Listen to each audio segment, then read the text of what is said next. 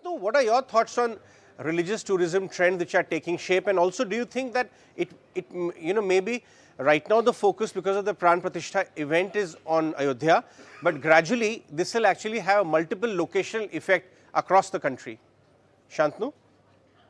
It's already happening. Let's say Kashi has seen after the temple was renovated by Prime Minister Narendra Modi, and to our surprise, someone who touched this temple was almost 270 years back, Ahilya Bai Holkar, because these temples were invaded, broken from Somnath to Kashi to Ayodhya. A lot of these temples were invaded and broken by the invaders.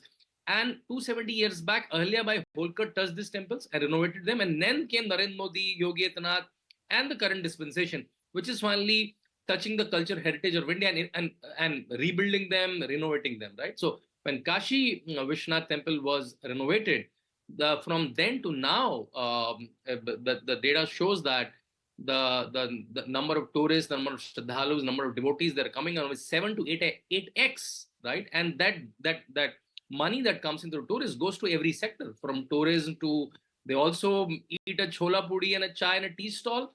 They also use an auto rickshaw. They also use a taxi. So from a lower end of economy to the higher end economy, it touches everywhere. That's correct, Shantanu. You brought a very interesting point. Even a cup of tea matters, which is spent there. One dona of chola puri spent there actually adds to the economy of the city, the ecosystem, and of course, hence to the entire state. Do you think that this will trigger a nice cascading effect on the economy, on the state for decades to come? Shantanu?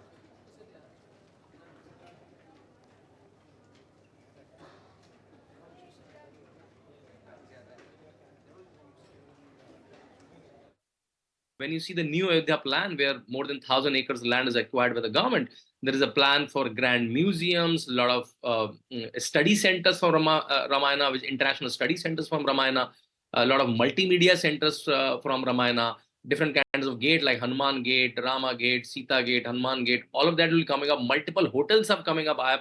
From Taj to Marriott to Radisson, multiple hotels are coming up. Libraries are coming up, research centers are coming up. So I think it'll be a very different place down the line, and not far away, like 3-4 years. Earlier, there was not much point to come to Ayodhya. Ayodhya did not have a hotel or a taxi. Now it's an airport, it's an international airport. Maharishi Valmiki International Airport. It's an amazing railway station now. Now trains like Vande Bharat are going on. So a lot of different elements of economy are coming there.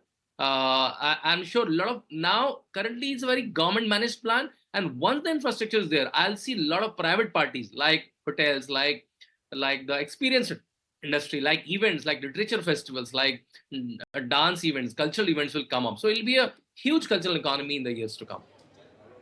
Romil, I'd like your opinion on this. The government across states as well as the center, along with corporates, have taken massive initiative for setting up quality infrastructure so that the economic, the economy can also, the wheels of economy can wheel in motion, and also the people who are visiting and flocking to these locations have the least any kind of disadvantage or inconvenience.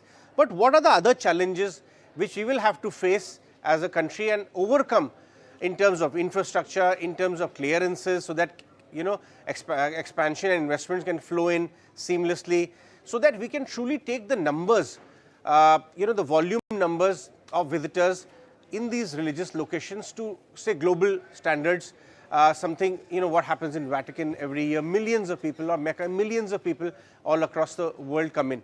How can we take our game higher?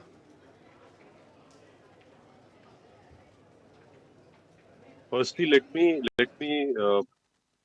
say that I completely agree with what Shantanu said in terms of the impact of tourism, and I also briefly talked about that.